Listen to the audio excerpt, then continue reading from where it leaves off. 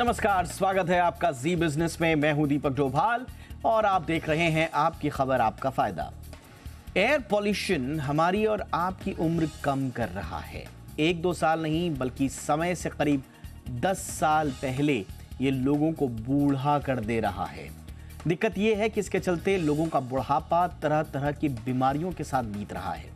ताजा रिसर्च बता रही है कि पॉल्यूशन के चलते लोगों के बीमार रहने की आशंका 36% ज्यादा बढ़ गई है। आज हम वायु प्रदूषण के बढ़ते खतरे पर बात करेंगे, समझेंगे इससे किन बीमारियों के होने का ज्यादा खतरा है, साथ ही इस दम घोंटू वायु प्रदूषण से कैसे बचें। एक्सपर्ट से इस मुद्दे पर करेंगे चर्चा, लेकिन सबसे पहले ये रिपोर्ट।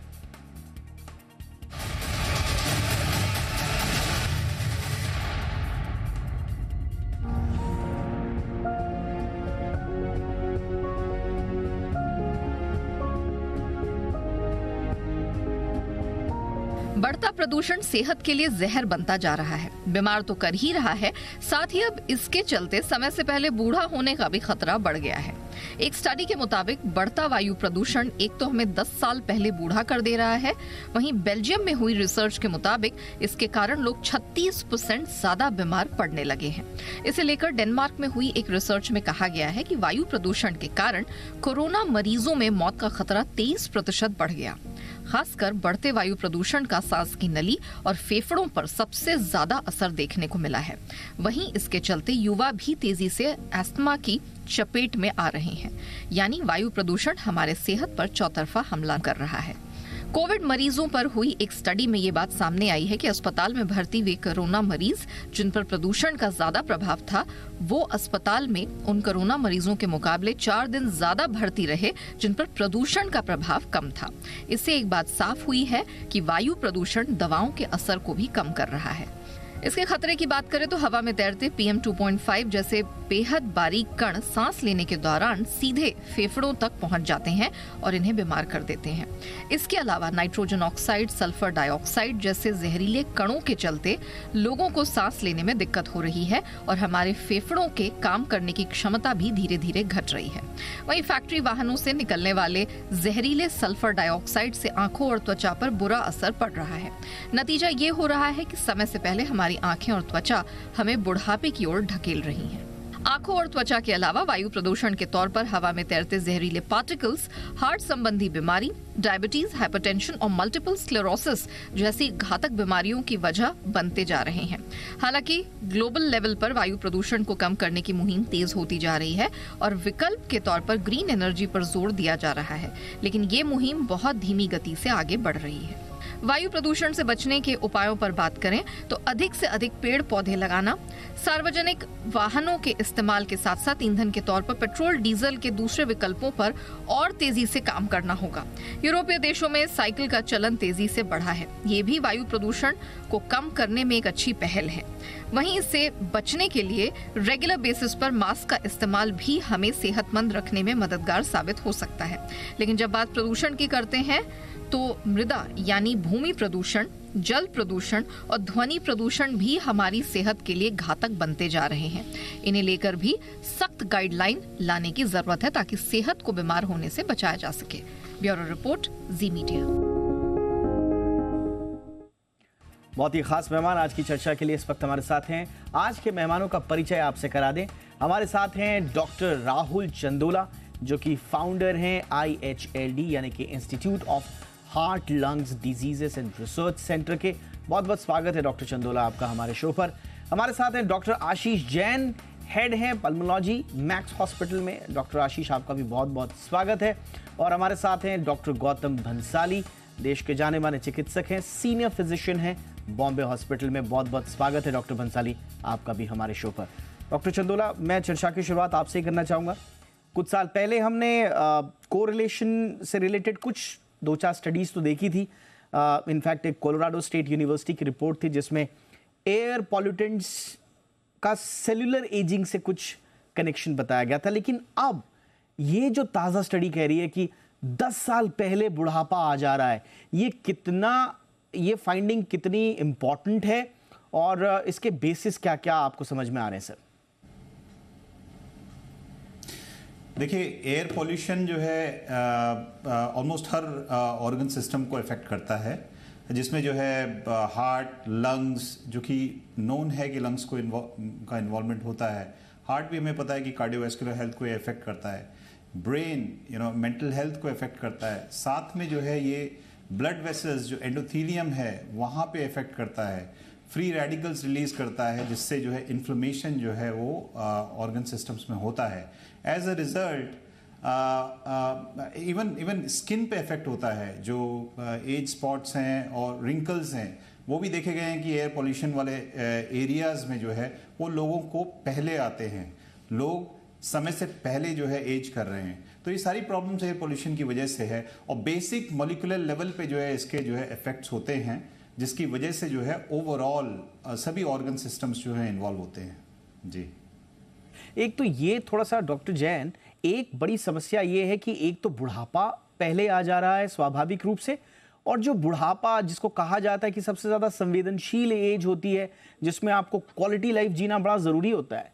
क्वालिटी ऑफ लाइफ, जैसा कि डॉक्टर चंदोला ने भी बताया, क्वालिटी ऑफ लाइफ को बुरी तरह से इम्पैक्ट कर देता है। अगर आपके ऑर्गन्स ठीक नहीं है तो बुढ़ापा काटना मुश्किल। तो ये दोहरी मार एयर पॉल्यूशन की सर बुढ़ापे पर।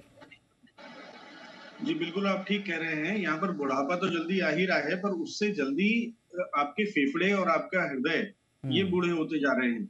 ये सबसे बड़ी समस्या है। जो लोग बूढ़े नहीं भी हो रहे हैं, जो लोग अभी उस उम्र के उस पड़ाव पे नहीं भी हैं कि उन्हें बुढ़ापे की चिंता करें, जो युवावस्था में है उनके भी फेफड़े और हृदय जो है प्रदूषण के कारण बहुत बूढ़े होते जा रहे हैं। उनकी सांस लेने की क्षमता, उनकी एक्सरसाइज टॉलरेंस जो है वो बहुत कम होती जा रही है। It is equivalent to smoking 10 cigarettes a day. अगर आप दिल्ली में रहते हैं तो 10 सिगरेट के बराबर जो नुकसान होता है, वो नुकसान जो है सिर्फ दिल्ली की हवा सूंघने से हो जाता है।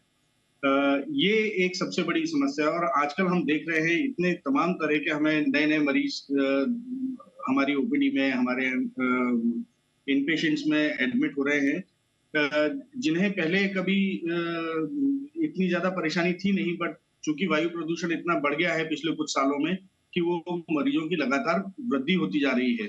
और खासतौर पे आज से अगर हम 15-20 साल पहले, 25 साल पहले के मेरे अनुभव को अगर देखें, तो इस उम्र के मरीज इन समस्याओं के साथ, सांस की समस्याओं के साथ इस कदर से नहीं आते थे जितने की आजकल आ रहे हैं। तो इसका दोहरी मार तो है ही। एक तो आप का बुढ़ापा जल्दी आ रहा है, और आपके जो शरीर के अंग हैं, विभिन्न अंग हैं, विभिन्न अवयव हैं, वो अपने समय से पहले युवावस्था में ही बूढ़े होते जा रहे हैं। बिल्कुल, ये थोड़ा सा ऐसी सिचुएशन है जिसको थोड़ा सा समझना बहुत जरूरी है अलग अलग एस्पेक्ट्स में।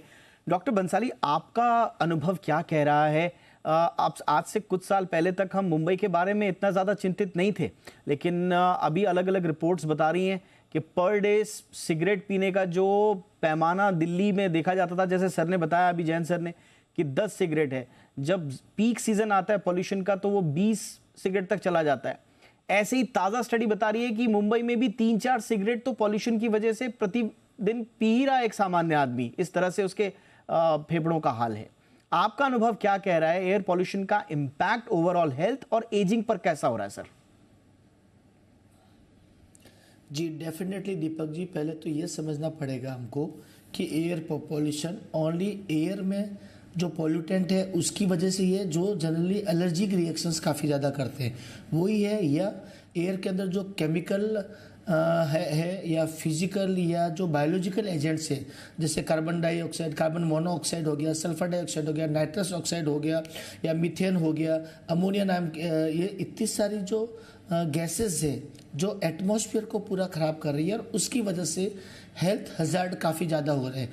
हेल्थ हजार्ड, चाहे वो रेस्पिरेटरी हेल्थ हजार्ड हो, चाहे वो ऑक्यूपेशनल हेल्थ हजार्ड हो, और ये सारा जो होता है एयर पोल्यूशन की वजह से बढ़ता जाता है। रेस्पिरेटरी एलिमेंट्स आते हैं, जिसमें आजकल सबको मालूम है कि इन्फेक्शंस काफ़ी हो रहे हैं, वायरल इन्फेक्शन। कोविड में लोगों ने बहुत ज़्यादा देखा है कि किस तरह से वायरल इन्फेक्शन फैलता है और आपके लंग्स को डैमेज करने लगता है। नॉट ओनली दैट, बट साथ में कार्डियोवैस्कुलर डिजीज़ लंग्स पे इफेक्ट आने लगता है, स्ट्रोक होने लगता है।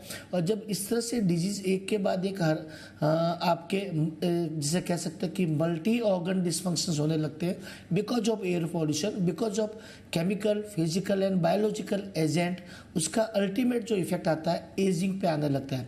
आप अगर कंपेरेटिव डेटा निकाल के देखेंगे, जिस शहर के अंदर एयर पॉल्यूशन ज़्यादा है, जैसे मुंबई का एयर क्वालिटी इंडेक्स हमेशा से काफ़ी कम रहा है, दिल्ली का बहुत ज़्यादा रहा है, लेकिन पहली बार ऐसा था कि अभी इस सीज़न में मुंबई का एयर क्वालिटी इंडेक्स सबसे ज़्यादा रहा सीज़न के अंदर।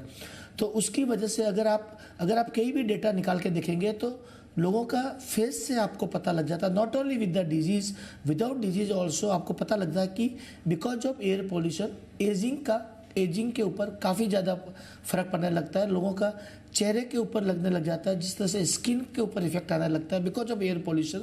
सो एजिंग इफेक्ट काफ़ी ज़्यादा हो रहा है, डेटा भी सामने आ रहे हैं, डिजीज भी सामने आने लग रही है। इससे हमको जल्दी से जल्दी निपटने की कोशिश करनी चाहिए। एब्सोल्युटली।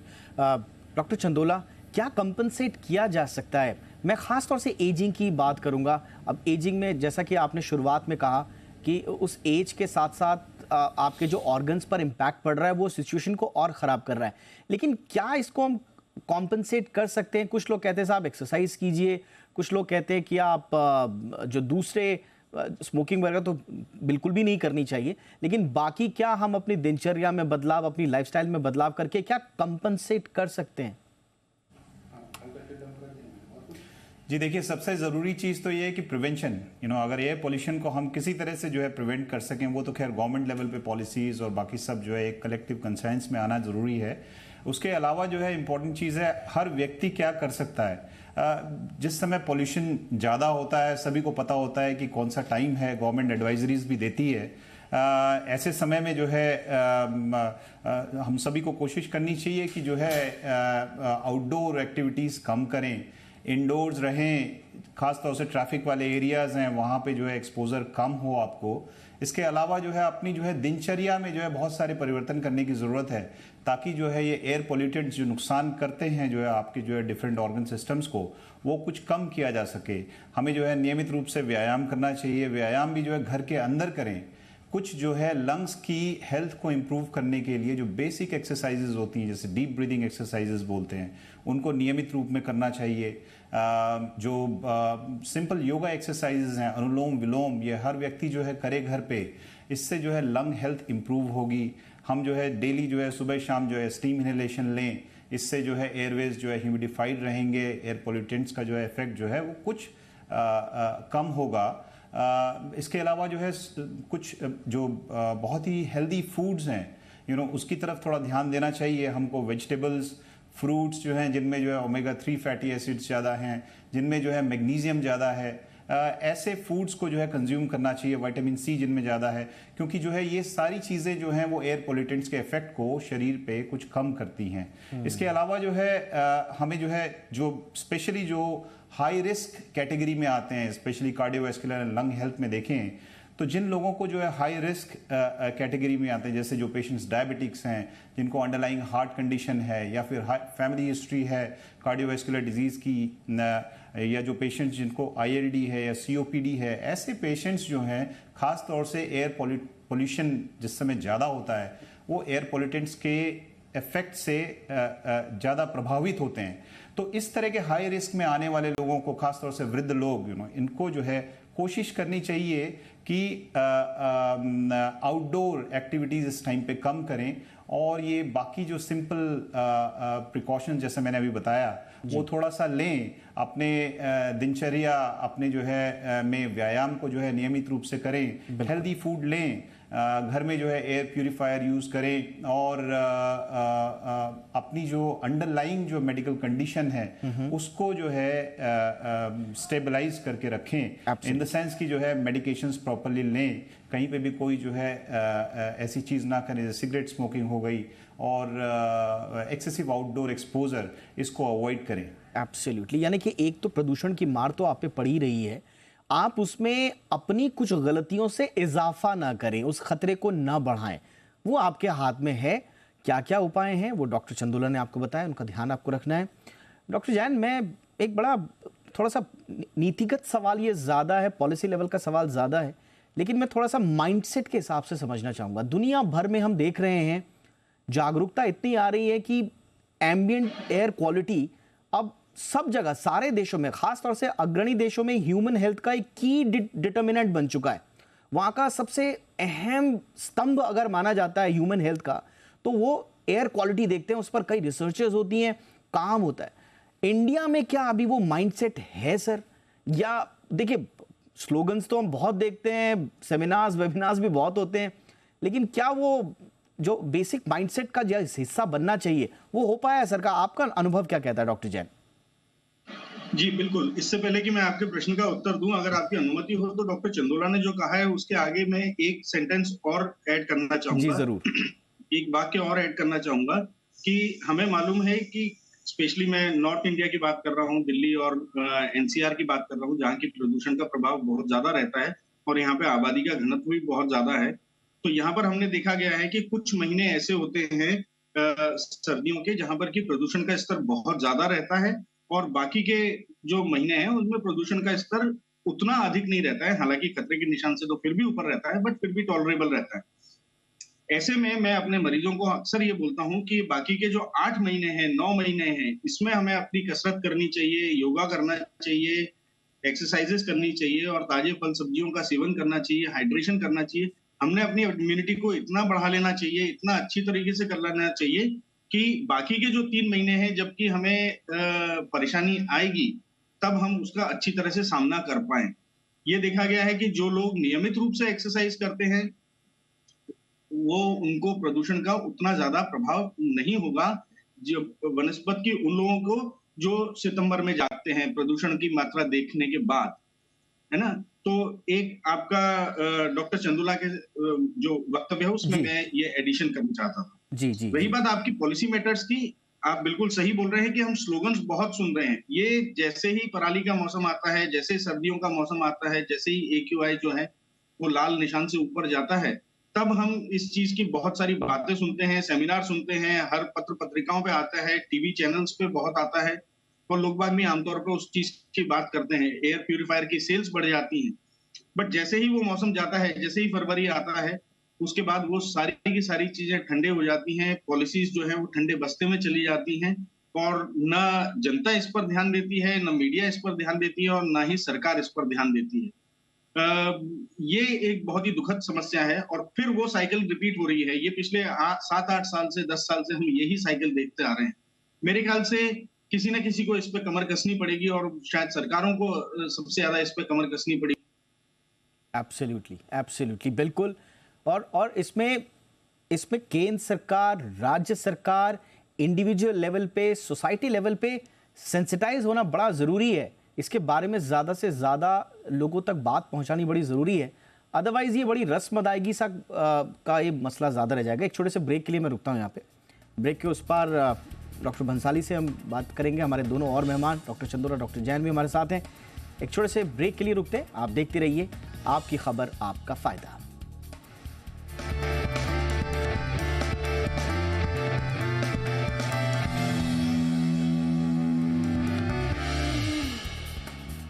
ब्रेक के बाद आपका स्वागत है। तो वायु प्रदूषण अब आपको जल्द बूढ़ा भी कर रहा है। तकरीबन 10 साल पहले ही बुढ़ापा आपको घेर ले रहा है और ऐसा बुढ़ापा जो क्वालिटी आपका बुढ़ापा नहीं है, उसमें तमाम तरह की अंदरूनी दिक्कतें, आपके तमाम जो ऑर्गन्स हैं उनकी कमजोरी उसमें शुमार है। तो ये दोहरी मार। डॉक्टर बंसाली, मैं थोड़ा सा एक बार फिर से, क्योंकि इंडिविजुअल लेवल पे ये कितना इंपॉर्टेंट है इसकी बात को हर चीज समझ रहे हैं, लेकिन एज अ नेशन हम ग्रो कर रहे हैं और मैं थोड़ा सा इसको जोड़ना जरूर चाहूंगा।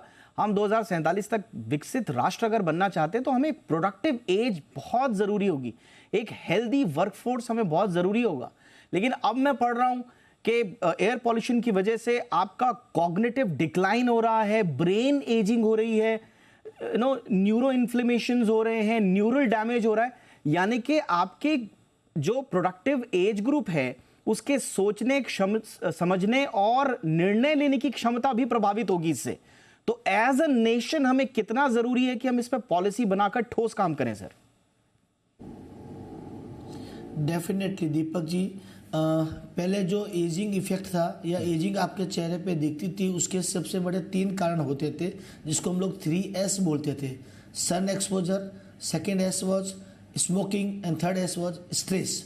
ये 3 चीज़ें थी, सन, स्ट्रेस और स्मोकिंग, ये 3 कारण थे जिसकी वजह से एजिंग आपको दिखती थी। अभी जो सबसे बड़ा कारण आ रहा है, जो कॉज हमको ढूंढने को मिल रहा है, जो डेटास दिखा रहे हैं, उसके हिसाब से किस टाइप की ब्रीथ आप कर रहे हो, किस टाइप की एयर आप ब्रीथ इन कर रहे हो, वो सबसे बड़ा कारण हो गया है आपके चेहरे पे एजिंग का।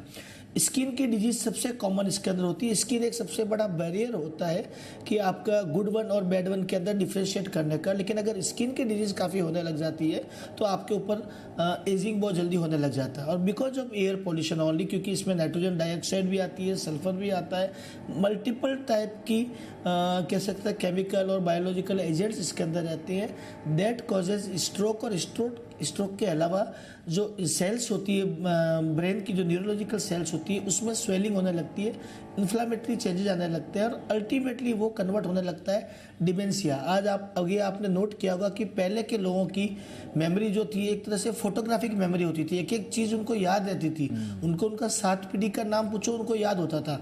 आज के समय में अगर आप 35-40 साल के आदमी से अगर आप बात करते हैं तो उनको 2 दिन पहले इन्होंने क्या खाया या क्या किया था वो याद नहीं रहता है। सो बहुत जल्दी और बहुत ही एजिंग का इफेक्ट के अलावा जो डिमेंशिया, जो न्यूरोलॉजिकल डिसऑर्डर्स डेवलप हो रहे हैं, वो एयर पोल्यूशन इसमें सबसे बड़ा cause, not only smoking, stress, sun exposure, but air pollution भी सबसे बड़ा कॉज इसमें शामिल हो रहा है। एज ए नेशन हमें इससे बचने के लिए बहुत ही कड़े कदम उठाने पड़ेंगे। जिस तरह से G20 समिट हो रही है, इकोसिस्टम के लिए समिट हो रही है, उस तरह से एयर पोल्यूशन के लिए भी हमको एक तरह का समिट और इकोसिस्टम हमको क्रिएट करना पड़ेगा। नहीं तो जो हमारी ये यंग पॉपुलेशन है, जिनके ऊपर जो सबसे ज़्यादा काम करती है, जो सबसे ज़्यादा प्रोडक्टिव एज वाली जो ग्रुप है, वो बहुत जल्दी ही डिमेंशिया वाले ग्रुप में शामिल होने जाएगा। एब्सोल्युटली, आपने बहुत इंपॉर्टेंट बात की। इसको देखिए, विमर्श का हिस्सा बनाना पड़ेगा। आप हायर लेवल पे बातचीत कीजिए, कंट्री टू कंट्री बात कीजिए, कम्युनिटी बात कीजिए, इंडिविजुअल टू इंडिविजुअल बात कीजिए, लेकिन विमर्श का हिस्सा बनाइए इसको। ये सिर्फ एक निबंधात्मक रूप से सबको रटंत विद्या की तरह पॉल्यूशन के बारे में पता नहीं होना चाहिए, बल्कि उसके एक्चुअल जो इम्पैक्ट्स हैं उनका असेसमेंट होना चाहिए और वो बात इंडिविजुअल लेवल तक जानी चाहिए। डॉक्टर चंदोला, हमने काफ़ी काम किया है। इनफैक्ट आपका वो मुझे बहुत शानदार आपकी टीम का काम मुझे याद आता है जब आप लोग लंग ट्रांसप्लांट भी अब कर रहे हैं।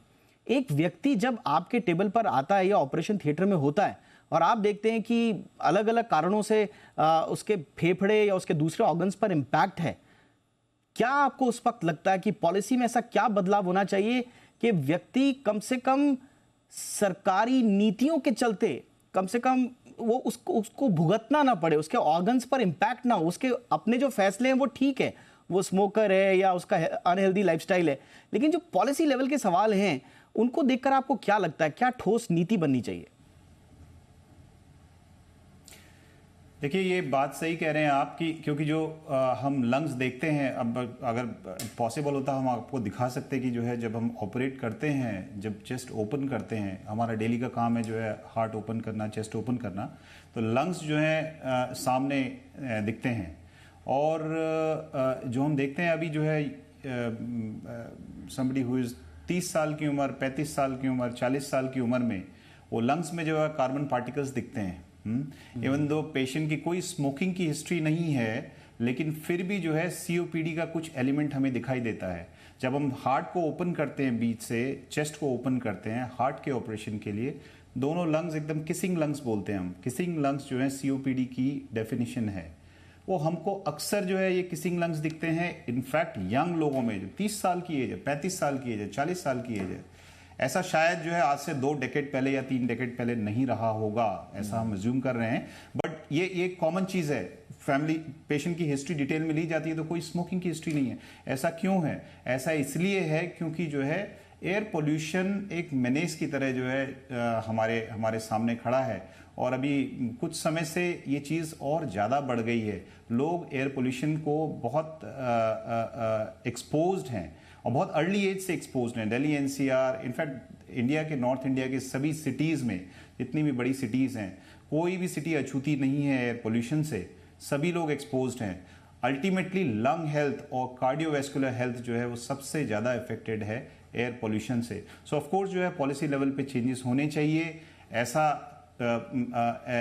ऐसा एक वातावरण और एनवायरनमेंट हर व्यक्ति का अधिकार है जो कि जो है पोल्यूशन फ्री हो, और इसके लिए हमें जो है राउंड द क्लॉक जो है डिस्कशंस और एक्टिव पॉलिसी डिसीजंस लेने चाहिए, क्योंकि अल्टीमेटली मेरा मानना है कि ये जो कंटिन्यूड एक्सपोजर लोगों को राइट फ्रॉम बर्थ हो रहा है, ये अल्टीमेटली लोगों को जो है अभी ये स्टडी में आया है कि 1 डेकेड पहले लोग जो है एज हो रहे हैं, बट प्री मैच्योर डेथ्स होंगी इससे जो है। आई एम श्योर पीपल, लोग जो पुराने लोग जो है बहुत लंबे लंबे समय तक जो है गाँव में रहते थे, जो महिलाएं जो है 90 साल की उम्र 95 साल की उम्र जो है देखने में आती थी पहले जो है गाँवों में, अब वो अर्बन एरियाज में शायद वो पॉसिबल ना हो। अगर इसी तरह से जो है पोल्यूशन का एक्सपोजर जो है बचपन से ही हम सबको जो है एक्सपोज्ड होंगे हम, तो शायद इतनी लंबी उम्र कोई भी ना जी पाए। एब्सोल्युटली। और ये इम्पैक्ट ज़्यादा, आपने बिल्कुल सही कहा, अर्बन एरियाज़ में भी ज़्यादा हो रहा है, लेकिन धीरे धीरे अर्बनाइजेशन तो आगे बढ़ेगा ही। हमको नई सिटीज़ बनानी है,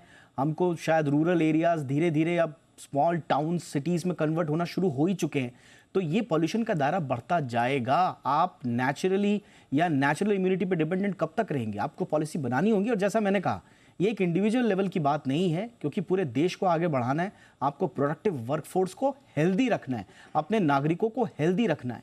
हेल्दी नागरिक ही एक बेहतर राष्ट्र बनाएगा, ये सब जानते हैं, लेकिन इसके सापेक्ष जो नीतियां बननी चाहिए, शायद उनमें हमारी सोच की कमी है, इच्छा शक्ति की कमी है।